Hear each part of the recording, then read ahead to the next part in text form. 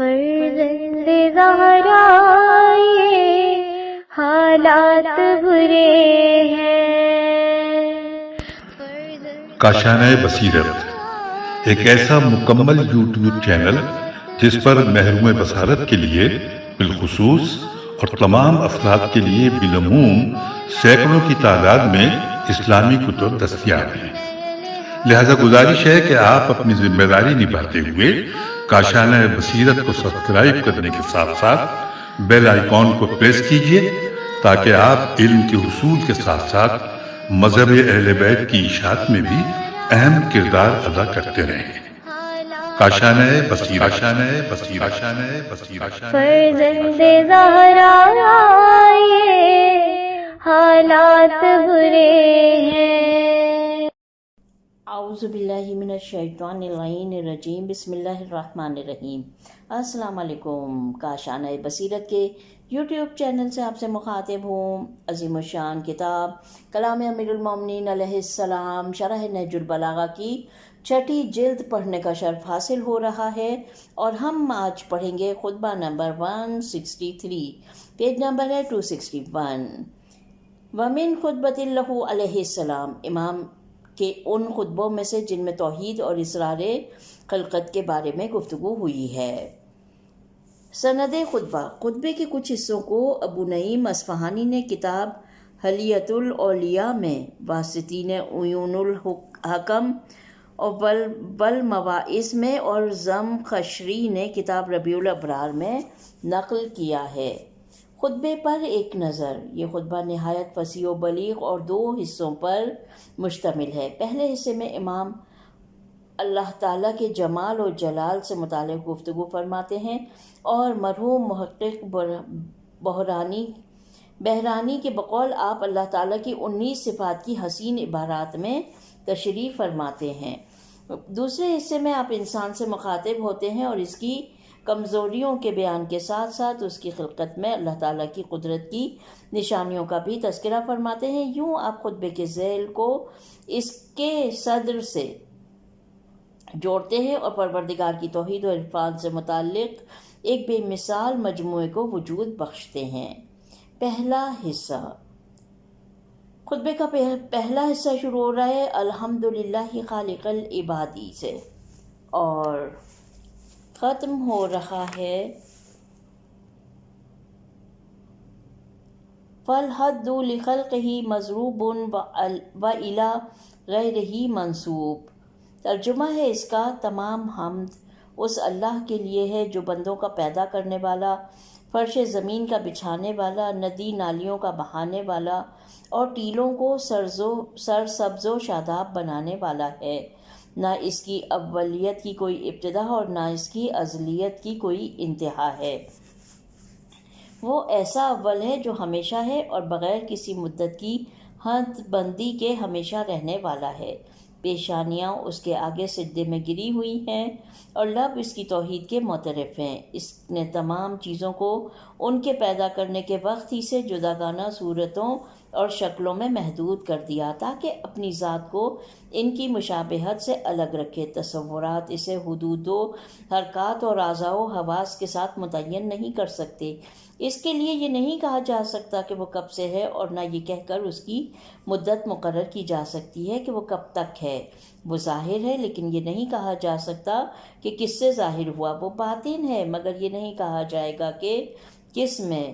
وہ نہ دور سے نظر آنے والا کوئی ڈھانچہ ہے کہ مٹ جائے، اور نہ حجاب میں ہے کہ محدود ہو جائے۔ وہ چیزوں سے اس طرح قریب نہیں کہ ساتھ چھو جائے، اور نہ وہ جسمانی طور پر ان سے الگ ہو کر دور ہوا ہے۔ اس سے کسی کا ٹکی باندھ کر دیکھنا، کسی لفظ کا دہرایا جانا، کسی بلندی کا دور سے جھلکنا اور کسی قدم کا آگے بڑھنا پوشیدہ نہیں ہے، نہ اندھیری راتوں میں اور نہ چھائی ہوئی اندھیاریوں میں، کہ جن پر روشن چاند اپنی کرنوں کا سایہ ڈالتا ہے، اور نورانی آفتاب طلوع اور غروب کے چکروں میں اور زمانے کی ان گردشوں میں اندھیرے کے بعد نور پھیلاتا ہے کہ جو آنے والی رات اور جانے والے دن کی آمد و شد سے پیدا ہوتی ہے۔ وہ ہر مدت و انتہا اور ہر گنتی اور شمار سے پہلے ہے۔ اسے محدود سمجھ لینے والے جن اندازوں اور اطراف و جوانب کی حدوں اور مکانوں میں بسنے اور جگہوں میں ٹھہرنے کو اس کی طرف منسوب کر دیتے ہیں، وہ ان نسبتوں سے بہت بلند ہے۔ حدیں تو اس کی مخلوق کے لیے قائم کی گئی ہیں اور دوسروں ہی کی طرف ان کی نسبت دی جایا کرتی ہے۔ شرح و تفسیر۔ خدا کی صفات جمال و جلال کی ایک اور متین شرح، یہ ہے ہیڈنگ۔ لکھتے ہیں، چنانچہ پہلے کہا گیا کہ اس خطبے کے پہلے حصے میں اللہ تعالیٰ کی صفات سے متعلق گفتگو ہوئی ہے، اور دلچسپ بات یہ ہے کہ آپ شروع میں صفات فعل یعنی عالم ہستی کی خلقت اور اس کے عجائبات سے متعلق گفتگو فرماتے ہیں، کیونکہ صفات کا یہ حصہ تمام لوگوں کے لیے قابل فہم اور معرفت آفرین ہوتا ہے۔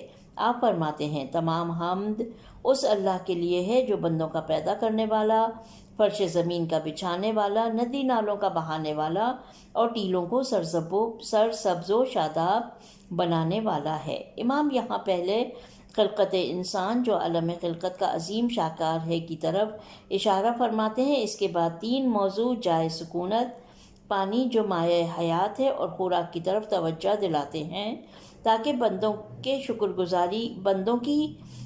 گزاری کی حس کو بیدار کریں اور انہیں خداوند متعال کی معرفت اور اس کی جمالی اور جلالی صفات کی شناخت کے لیے آمادہ کریں۔ عباد کی تعبیر بعد کے جملوں کے قرینے کے مطابق انسانوں سے متعلق ہے، اگرچہ ذاتاً یہ تعبیر فرشتوں اور جنات کو بھی شامل ہو سکتی ہے۔ ساطع المحاد کی تعبیر اسی چیز کی طرف اشارہ ہے جو قرآن مجید میں بیان ہوئی ہے۔ بسم اللہ الرحمن الرحیم، الم نجعل الارض مہادا، سورہ نبا کی 2 آیت۔ کیا ہم نے زمین کو آرام کی جگہ نہیں بنایا؟ مسیل الوحاد کی تعبیر اس نقطے کے پیش نظر کہ وحاد کے معنی کھائی اور نشیبی زمین کے ہیں، اس مطلب کی طرف اشارہ ہے کہ خداوند نے بعض زمینوں کو گڑھوں اور کھائیوں کی صورت میں قرار دیا تاکہ پانی ان میں چلا جائے اور دوسرے علاقے محفوظ رہیں۔ مقصب النجات کی تعبیر اونچی اور مرتفع زمینوں کو جن تک پانی باقاعدگی سے نہیں پہنچتا سرسبز کرنے میں خداوند کی قدرت نمائی کی طرف اشارہ ہے۔ پھر امام ذات پروردگار کی صفات کے ایک بہت ہی اہم حصے کو بیان فرماتے ہیں جو اس کی ازلیت اور ابدیت اور واجب الوجود ہونے سے متعلق ہے۔ آپ فرماتے ہیں، نہ اس کی اولیت کی کوئی ابتدا اور نہ اس کی ازلیت کی کوئی انتہا ہے۔ وہ ایسا اول ہے جو ہمیشہ ہے اور بغیر کسی مدت کی حد بندی کے ہمیشہ رہنے والا ہے۔ عقلی دلائل سے ثابت ہو چکا ہے کہ وہ واجب الوجود ہے، نہ اس کا کوئی آغاز ہے اور نہ انجام۔ وہ ہمیشہ سے ہے اور ہمیشہ رہے گا، کیونکہ اس کی ہستی ہی اس کی ذات کے درون سے ہے اور اس کی ذات پاک عین اس کی بے پایاں ہستی ہے۔ بنا برئیں جملہ هو الاول والباقی جملہ لی اولیتہ ولا لی ازلیتہ کے لیے نتیجہ ہے، کیونکہ جب اس کی ازلیت اور ابدیت کے لیے کوئی آغاز و انجام نہیں تو وہ اول بھی ہے اور آخر بھی، اور یہ 2 صفات در حقیقت بہت سے اوصاف الہی کا اساس اور بنیاد ہیں اور اس کے اوصاف جمال اور غالباً ان دونوں کی طرف پلٹتی ہیں۔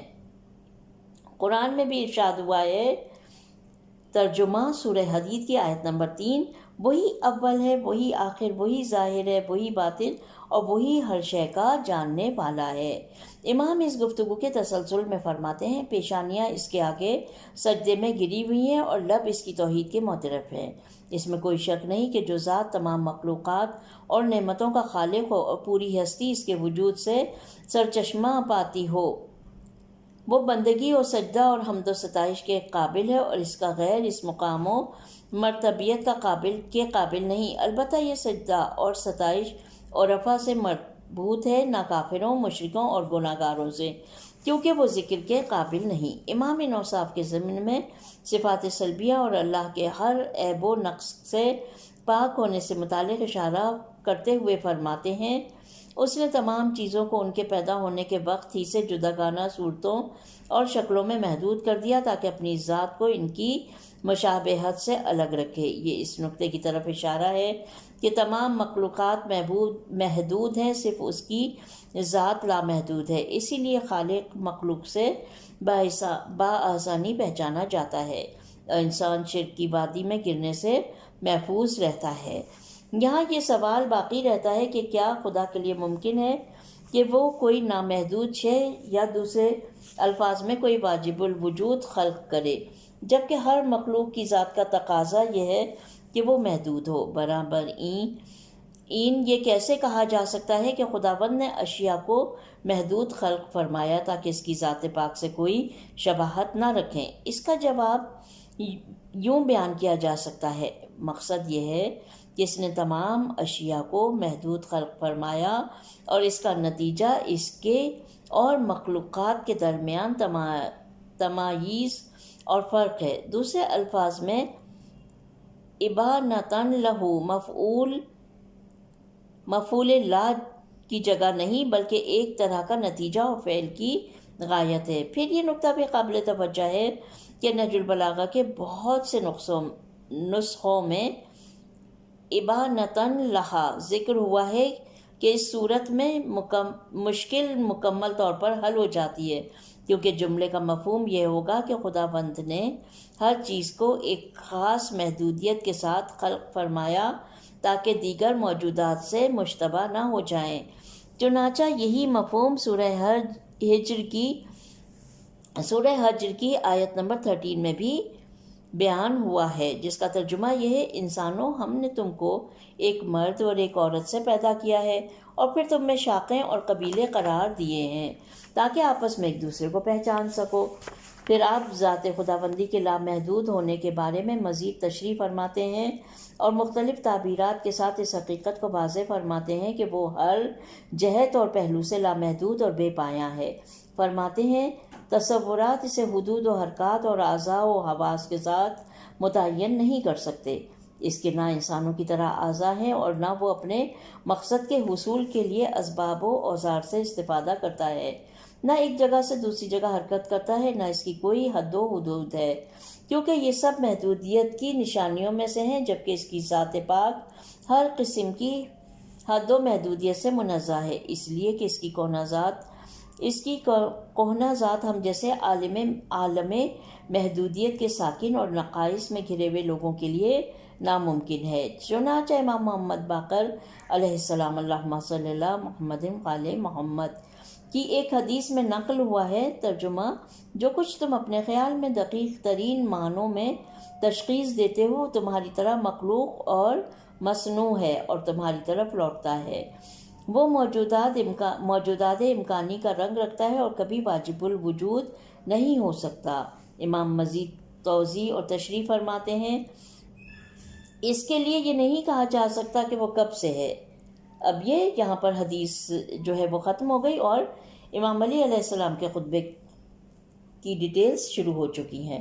یہ اس امام مزید توضیح اور تشریح پیش کرتے ہوئے فرماتے ہیں کہ اس کے لیے یہ نہیں کہا جا سکتا کہ وہ کب سے ہے اور نہ یہ کہ اس کی مدت مقرر کی جا سکتی ہے کہ وہ کب تک ہے۔ وہ ظاہر ہے، لیکن یہ نہیں کہا جا سکتا کہ کس سے ظاہر ہوا۔ وہ باطن ہے، مگر یہ نہیں کہا جائے گا کہ کس میں۔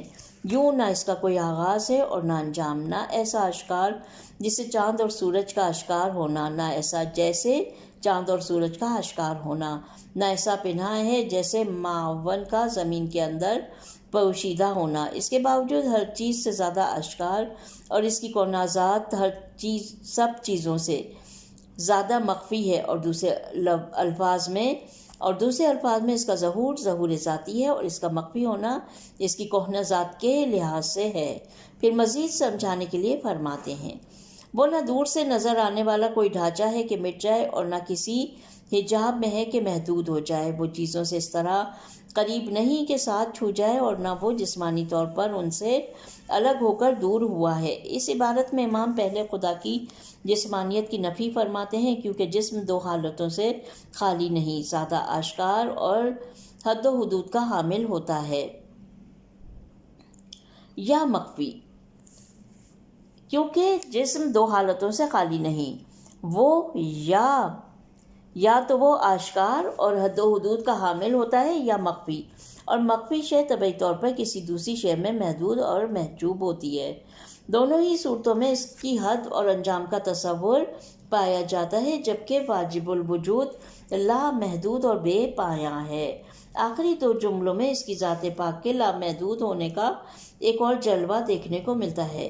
وہ ہر چیز کے قریب ہے، لیکن پیوست اور انضمام یا حلول و اتحاد کے معنی میں نہیں، بلکہ ہر جگہ حاضر ہونے اور ہر شے پر محیط ہونے کے معنی میں ہے۔ وہ سب چیزوں سے دور ہے، مگر شے سے فاصلے پر اور جدا ہونے کے معنی میں نہیں، بلکہ اس کے وجود اور صفات کی ہر چیز سے برتر اور بلند ہونے کے معنی میں۔ یہ مطلب اسی کلام کی شبیہ ہے جو نہج البلاغہ کے پہلے خطبے میں گزر چکا، جس کا ترجمہ یہ ہے: وہ ہر چیز کے ساتھ ہے، لیکن اس صورت میں نہیں کہ اس کے قرین ہو، اور وہ ہر چیز سے سوا ہے، مگر اس معنی میں نہیں کہ ان سے جدا ہو۔ اس میں کوئی شک نہیں کہ ممکنات میں اشتراکی صفات کے درمیان جمع ممکن نہیں، کیونکہ اگر کوئی چیز دور ہو تو وہ نزدیک نہیں ہوگی، اور اگر وہ نزدیک ہو تو دور نہیں ہوگی۔ لیکن قرب و بعد وغیرہ کا تضاد واجب الوجود میں معنی نہیں رکھتا۔ پھر امام ہر جگہ اور ہر زمانے میں ہر شے سے متعلق علم خداوند کی بابت خوبصورت اور پرمغز الفاظ میں بیان فرماتے ہیں۔ ترجمہ: اس سے کسی کا ٹکٹکی باندھ کر دیکھنا، کسی لفظ کا دہرایا جانا، کسی بلندی کا دور سے جھلکنا اور کسی قدم کا آگے بڑھنا پوشیدہ نہیں، نہ اندھیری راتوں میں اور نہ چھائی ہوئی اندھیاریوں میں، کہ جو آنے والی رات اور جانے والے دن کی آمد و شد سے پیدا ہوتی ہے۔ امام اس نقطے کو واضح کرنے کے لیے پوشیدہ ترین حرکات اور اشیاء بھی خداوند کی نگاہ سے مخفی نہیں رہتی، اور ایک مسافر کی مثال میں پیش کرتے ہیں جو تاریک رات میں کسی بیابان سے گزرتا ہے۔ اس کی آنکھیں بیابان دیکھ کر خیرہ ہو چکی ہے اور زیر لب گنگنا رہا ہے۔ وہ ٹیلوں کے قریب پہنچتا ہے اور ان پر چڑھتا ہے، اپنے مقصد تک پہنچنے کے لیے تیز تیز قدم اٹھاتا ہے اور اس تاریکی میں چلتا جاتا ہے۔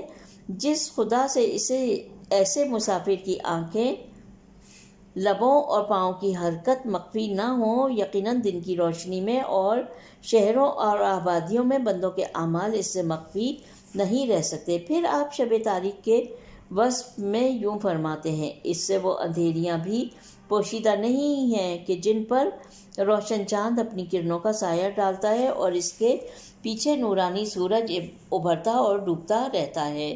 یہ اس بات کی طرف اشارہ ہے کہ موجودات اور انسان کے اعمال سے متعلق اللہ تعالیٰ کا علم نہ صرف تاریک راتوں تک محدود ہے، بلکہ یہ علم چاندنی راتوں اور روشن دنوں کو بھی شامل ہے۔ مختصر یہ کہ اس کائنات میں کوئی جگہ ایسی نہیں جو خدا کی نگاہ کے سامنے نہ ہو۔ یہ مضمون بالکل اس چیز کی طرح ہے جو اسی خطبے میں ایک اور مقام پر بیان ہوا ہے۔ ترجمہ: آسمانوں میں موجود چیزوں سے متعلق وہ ایسا ہی علم رکھتا ہے جیسے زمین کی گہرائیوں میں موجود چیزوں کے بارے میں رکھتا ہے۔ اس کلام کی تکمیل میں فرماتے ہیں: اور وہ زمانوں کے انقلاب یعنی آنے والی رات کی آمد سے اور پلٹنے والے دن کے ڈوبنے سے واقف ہے۔ یہ جملہ بھی اس خوبصورت تعبیر کی مانند ہے جو اس خطبے میں آ چکا ہے کہ مردوں سے متعلق اس کا علم بالکل اسی طرح ہے جیسے زندوں کے بارے میں اس کا علم۔ یہ تمام عبارتیں پوری کائنات میں تمام زمان و مکان اور آسا و قرون سے متعلق علم خدا کی وسعت کی ترجمانی کرتی ہیں۔ یہاں ایک سوال پیش آتا ہے کہ امام نے کیوں رات کے آنے اور دن کے پلٹنے کی تعبیر سے استفادہ فرمایا، حالانکہ دن رات میں سے ہر ایک آتا بھی ہے اور پلٹتا بھی ہے۔ ممکن ہے کہ یہ تعبیر گزشتہ جملوں میں مذکور اس مطلب کے لیے تاکید ہو کہ علم خداوند صرف دن کی روشنی میں نہیں بلکہ تاریکیوں کی تہوں میں بھی نفوذ رکھتا ہے۔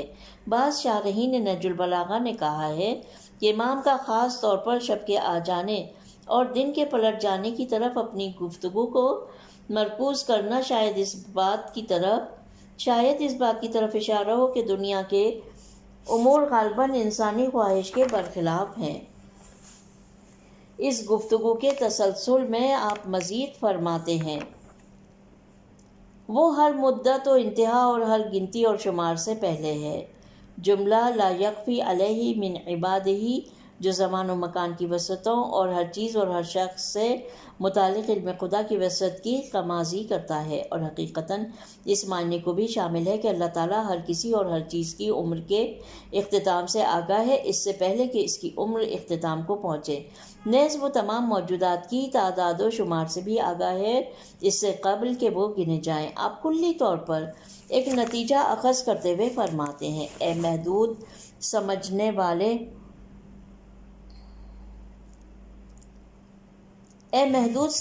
والے، جن اندازوں اور اطراف و جوانب کی حدود اور مکانوں میں بسنے اور جگہوں میں ٹھہرنے کو اس کی طرف منسوب کر دیتے ہیں، وہ ان نسبتوں سے بہت بلند ہے۔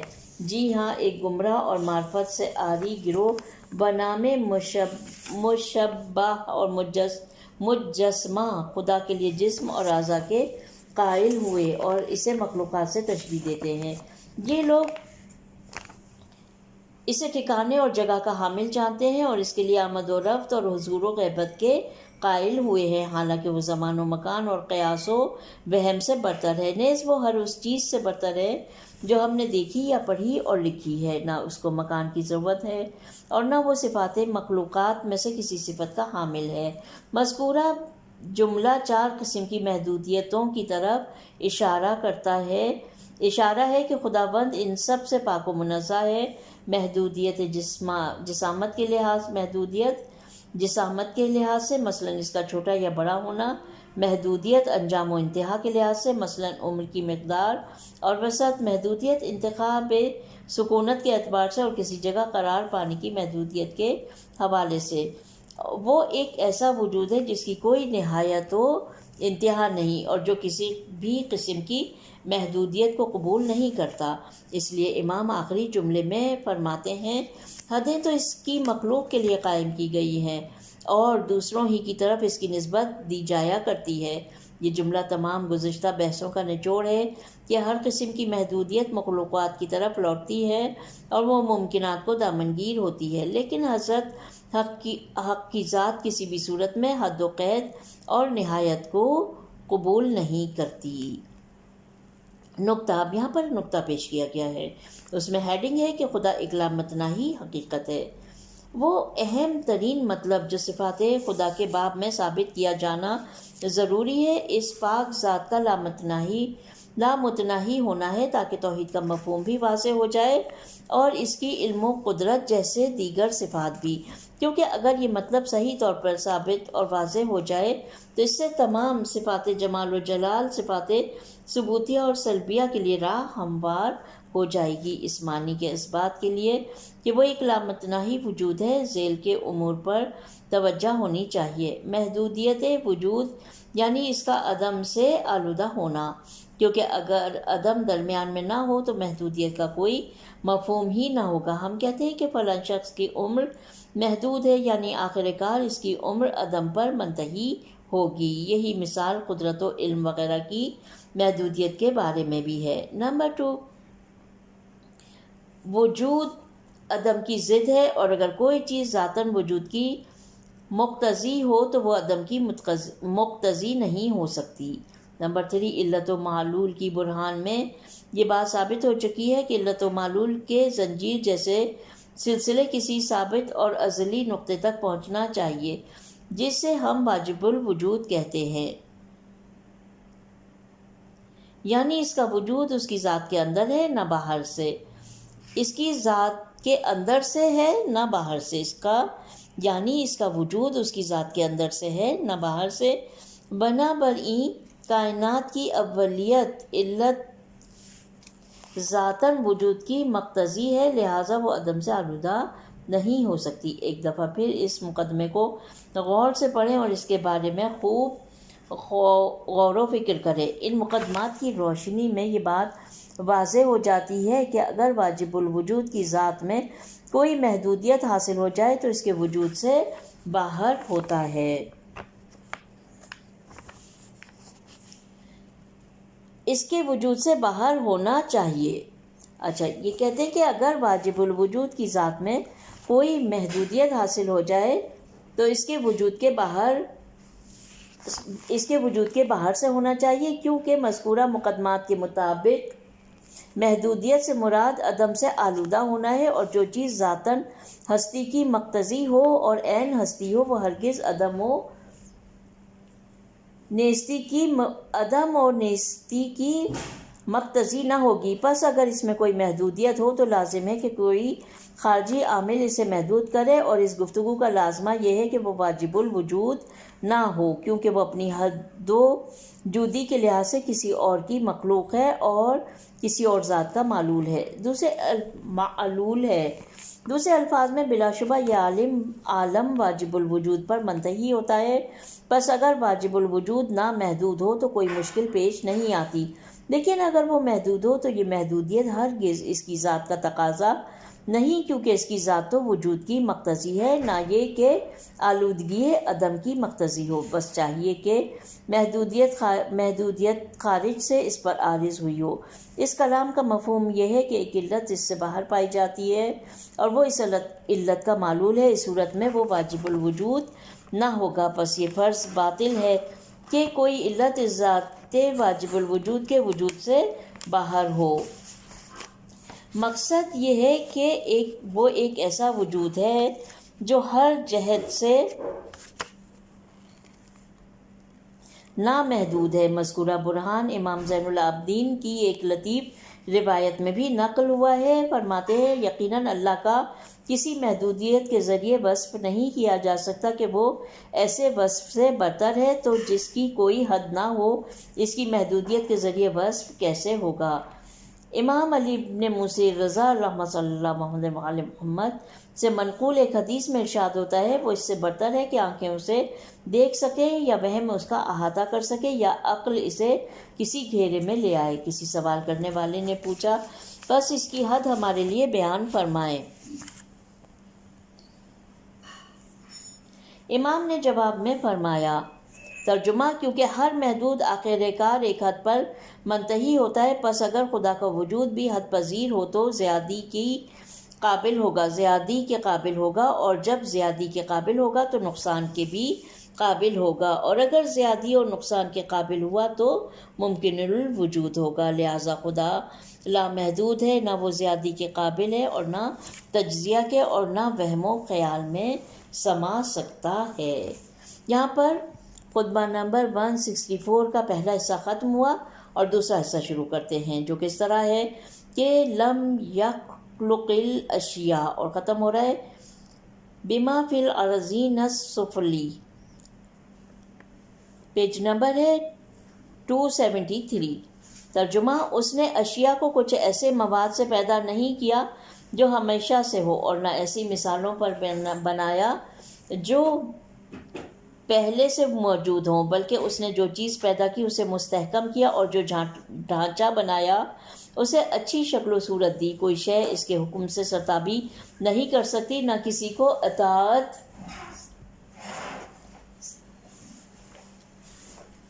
اور نہ اس کو کسی اطاعت سے کوئی فائدہ پہنچتا ہے۔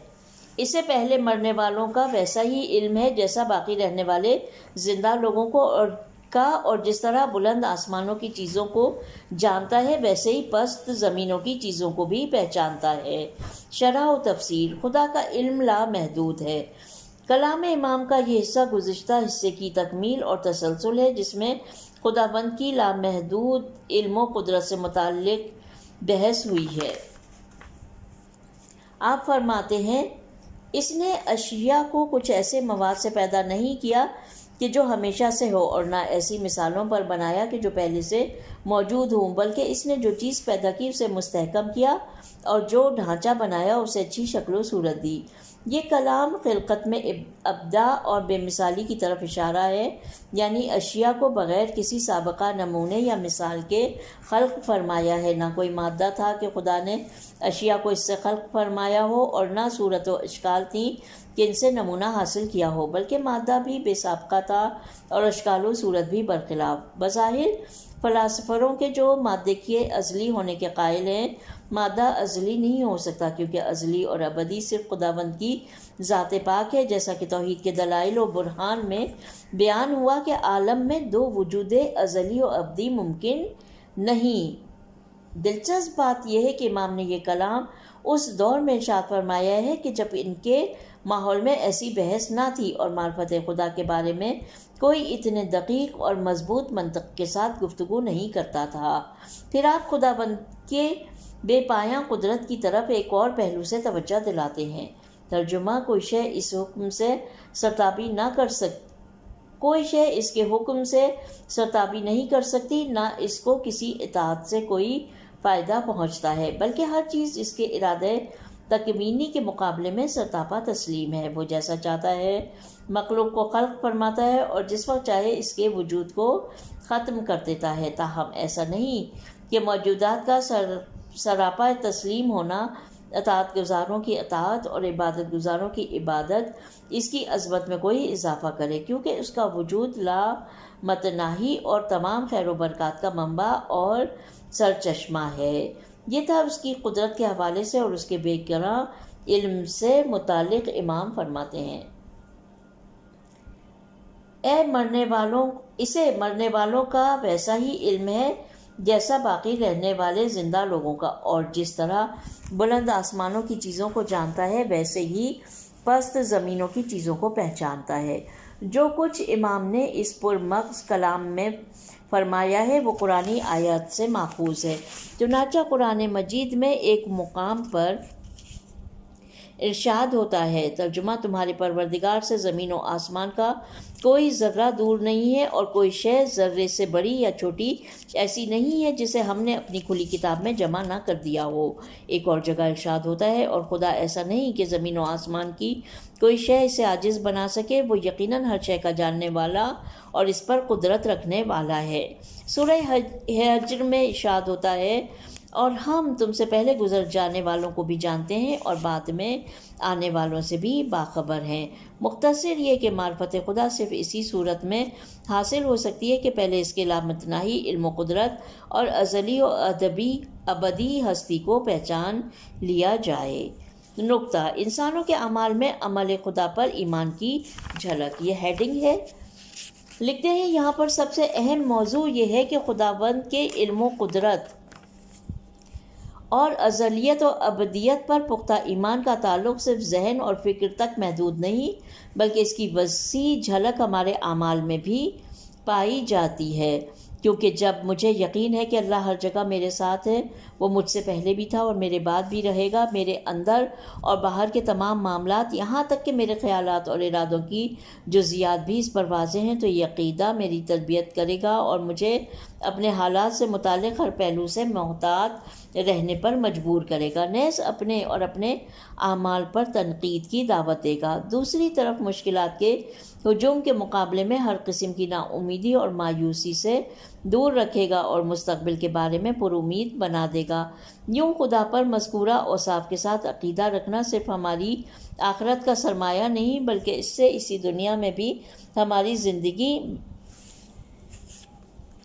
زندگی سنور جاتی ہے۔ اگر ہم دیکھتے ہیں کہ ایک طرف آج کی دنیا میں بے تقوائی اور دوسری طرف افسردگیاں پھیلتی جا رہی ہیں، تو اس کے اہم اسباب میں سے ایک صحیح مذہبی اعتقاد سے دوری ہے۔ یہاں پر خطبہ نمبر 163 کا دوسرا حصہ بھی ختم ہو جاتا ہے۔ آئیے بڑھتے ہیں تیسرے حصے کی جانب، جو تیسرا اور آخری حصہ ہے اس خطبے کا، اور پیج نمبر ہے 276۔ تیسرا حصہ کچھ اس طرح شروع ہو رہا ہے، ایھا المخلوق السوی، اور ختم ہو رہا ہے بحدود المخلوقین ابعدوا۔ ترجمہ ہے، اے وہ مخلوق کہ جس کی خلقت کو پوری طرح درست کیا گیا ہے اور جسے شکم کی اندھیاریوں اور دوہرے پردوں میں بنایا گیا ہے اور ہر طرح سے ان کی نگہداشت کی گئی ہے، تیری ابتدا مٹی کے خلاصے سے ہوئی اور تجھے جانے پہچانے ہوئے وقت اور طے شدہ مدت تک ایک جماؤ پانے کی جگہ میں ٹھہرایا گیا۔ تو جنین ہونے کی حالت میں ماں کے پیٹ میں پھرتا تھا، نہ تو کسی پکار کا جواب دیتا تھا اور نہ کوئی آواز سنتا تھا۔ پھر تو اپنے ٹھکانے سے ایسے گھر میں لایا گیا کہ جو تیرا دیکھا بھالا ہوا نہ تھا، نہ اس سے نفع حاصل کرنے کے طریقے پہچانتا تھا؟ کس نے تجھ کو ماں کی چھاتی سے غذا حاصل کرنے کی راہ بتائی اور ضرورت کے وقت طلب مقصود کی جگہ پہچانوائی؟ بھلا وہ شخص جو ایک صورت اور اعضاء والی ہستی کے پہچاننے سے بھی عاجز ہو، وہ اس کے پیدا کرنے والے کی صفات سے کیسے عاجز اور درماندہ نہ ہوگا؟ اور پھر کیوں کر مخلوقات کسی حد بندیوں کے ساتھ اسے پا لینے سے دور نہ ہوگا؟ شرح و تفسیر۔ اے وہ جو خیال و گمان سے برتر ہے۔ خطبے کا یہ آخری حصہ اس سوال یا ان سوالوں کا جواب ہے جو گزشتہ حصوں سے جنم لیتے ہیں، اور وہ یہ کہ جو خدا ان صفات کا حامل ہے، یعنی جو اول بھی ہے اور آخر بھی، ظاہر بھی ہے، باطن بھی، چیزوں سے نزدیک بھی ہے اور دور بھی، اس کا علم و قدرت تمام چیزوں کی بابت یکساں ہے، اس کی صفات کی حقیقت جاننے سے ہم قاصر ہیں۔ یہ بات درست ہے کہ ہم ان تمام صفات سے متعلق علم اجمالی رکھتے ہیں، لیکن علم تفصیلی جس کے ذریعے ہم اس کی ذات اور صفات کی حقیقت جان سکتے ہیں ہمارے لیے میسر نہیں۔ امام یہاں انسان کی خلقت اور دوران جنین کے پراسرار مراحل، نیز وقت پیدائش اور اس کے بعد کی پیچیدہ اسرار کی کچھ جھلکیوں کی طرف توجہ دلاتے ہیں اور نتیجہ اخذ کرتے ہوئے فرماتے ہیں کہ اے وہ مخلوق کہ جس کی خلقت کو پوری طرح درست کیا گیا ہے اور جسے شکم کی اندھیاریوں اور دوہرے پردوں میں بنایا گیا ہے اور ہر طرح ان کی نگہداشت کی گئی ہے۔ جی ہاں، جنین کا زمانہ خلقت انسان کے حیرت انگیز ترین اور پراسرار ترین مراحلین سے ایک ہے۔ انسان کا نطفہ مکمل طور پر بند، تاریک اور پردوں میں گھرے ہوئے ماحول میں اپنے تکاملی مراحل کو پے در پے طے کرتا ہے۔ وہ ہر روز ایک نئے مرحلے میں داخل ہوتا ہے، یوں ایک موزوں اور منظم آفرینش کا سفر مکمل ہو جاتا ہے۔ اگرچہ جنین بہت لطیف اور نازک ہوتا ہے، مگر اس ماحول میں وہ بالکل محفوظ ہوتا ہے۔ اس کے بعد امام اس مطلب کی شرح شروع کرتے ہیں، کہتے ہیں تیری ابتدا مٹی کے خلاصے سے ہوئی اور تجھے جانے پہچانے ہوئے وقت اور طے شدہ مدت تک ایک جماؤ پانے کی جگہ میں ٹھہرایا گیا۔ یہ اس بات کی طرف اشارہ ہے کہ انسان کا شکم مادر میں ٹھہرنا ایک منظم اور جچا تلا ہوا عمل ہوتا ہے، یعنی کیفیت اور کمیت اور عرصہ اور دورانیہ کے لحاظ سے امام ان میں سے ایک کی طرف جملہ الی قدر معلوم کے ذریعے اشارہ فرماتے ہیں اور دوسری کی طرف جملہ اجل مقسوم کے ذریعے پھر رحم مادر میں ٹھہرنے کے بعد کے مرحلے کی طرف توجہ دلاتے ہوئے فرماتے ہیں کہ تو جنین ہونے کی حالت میں ماں کے پیٹ میں پھرتا تھا، نہ تو کسی پکار کا جواب دیتا تھا اور نہ کوئی آواز سنتا تھا۔ یہ جملہ شکم مادر میں جنین کی پے در پے حرکتوں کی طرف ایک لطیف اشارہ ہے جو وہ اپنے ارد گرد موجود مخصوص مائع میں تیرتے ہوئے انجام دیتا ہے۔ وہ حرکت کا حکم فطرت اور طبیعت سے پاتا ہے بغیر اس کے کہ اسے کسی طرف سے کچھ کہنے یا لینے کی ضرورت ہو۔ ان ایام میں جنین نہ چشم بینا رکھتا ہے، نہ گوش شنوا اور نہ زبان گویا، لیکن اس کی تمام ضروریات پہلے سے اسی بند اور تاریک ماحول میں فراہم کی گئی ہیں۔ اس کے بعد تولد اور ماں کی گود میں دودھ پینے کے مرحلے کی طرف اشارہ کرتے ہوئے فرماتے ہیں، پھر تو اپنے ٹھکانے سے ایسے گھر میں لایا گیا کہ جو تیرا دیکھا بھالا ہوا نہ تھا اور نہ اس سے نفع حاصل کرنے کے طریقے پہچانتا تھا۔ جی ہاں، پھر وہ اس محفوظ مقام سے نکل کر دنیا میں قدم رکھتا ہے جہاں وہ کسی بھی چیز سے واقف نہیں ہوتا، نہ اسے ضروری خوراک کی پہچان ہے، نہ اسے حاصل کرنے اور استعمال کا طریقہ معلوم ہے، نہ ترقی اور پیش رفت کے وسائل سے وہ آگاہ ہے اور نہ اس کے مواقع سے، نہ قانون معاشرت پہچانتا ہے، نہ اجتماعی زندگی کے اصول۔ اگر خداوند اپنے دست شفقت سے اسے نہ تھامے اور اس کی ہدایات اور رہنمائیاں اس کے شامل حال نہ ہوں تو یقیناً وہ زندہ نہیں رہ سکتا، لیکن اس خدا کا لطف و کرم اس کی مدد کو لپکتا ہے جو ہر چیز کو خلقت بخشنے کے بعد اسے اس کی منزل مقصود کی طرف رہنمائی فرماتا ہے، اور وہ خدا داد حکم تکوین کی روشنی میں زندگی کے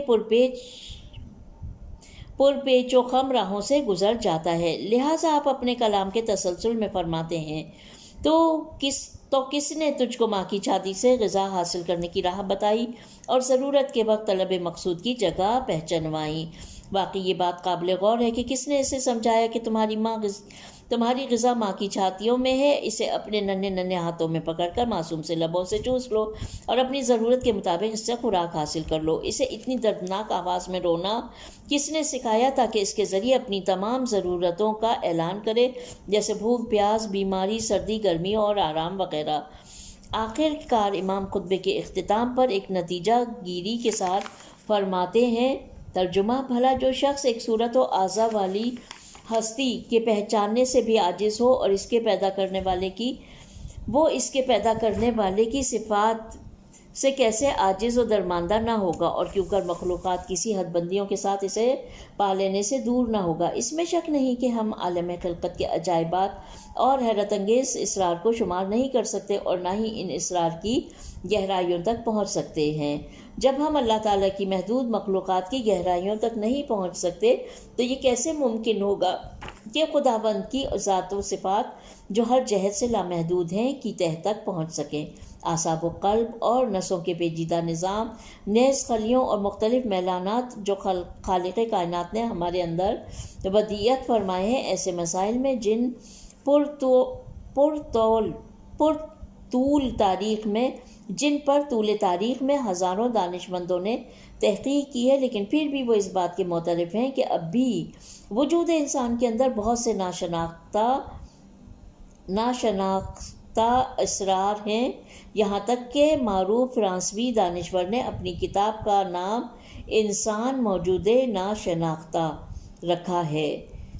نکتہ: جنین کا عجیب دور۔ جو کچھ اس خطبے میں زمانہ جنین، نیز پیدائش اور شیر خوارگی کے ایام میں انسانی خلقت کے عجیب اسرار سے متعلق بیان ہوا ہے، وہ قرآن کی بہت سی آیتوں سے ہم آہنگ ہے جن میں ان اسرار پر غور و فکر کی بہت تاکید ہوئی ہے۔ جیسے سورہ زمر میں ارشاد ہوتا ہے، وہ تم کو تمہاری ماؤں کے شکم میں تخلیق کی مختلف منزلوں سے گزارتا ہے اور یہ سب 3 تاریکیوں میں ہوتا ہے، وہی اللہ تمہارا پروردگار ہے۔ اسی طرح سورہ مومن میں ہم پڑھتے ہیں، اور ہم نے انسان کو گیلی مٹی سے پیدا کیا ہے، پھر اسے ایک محفوظ جگہ پر نطفہ بنا کر رکھا ہے، پھر نطفہ کو علقہ بنایا ہے، اور پھر علقہ سے مضغہ پیدا کیا، اور پھر مضغہ سے ہڈیاں پیدا کی ہیں، اور پھر ہڈیوں پر گوشت چڑھایا ہے، اور پھر ہم نے اسے ایک دوسری مخلوق بنا دیا۔ تو کس قدر بابرکت ہے وہ خدا جو سب سے بہتر خلق کرنے والا ہے۔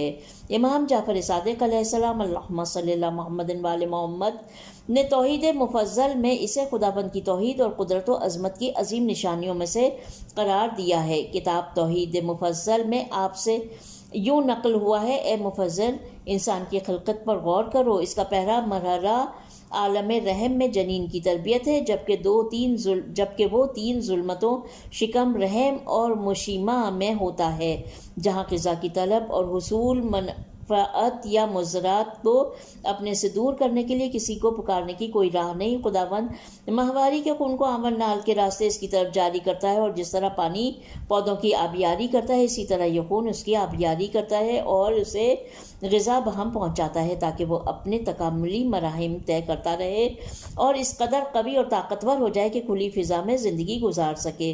اور جب وہ متولد ہو جاتا ہے تو اسی خون کو دودھ کی صورت میں تبدیل کر کے اس کی ماں کی چھاتیوں کی طرف جاری کر دیتا ہے۔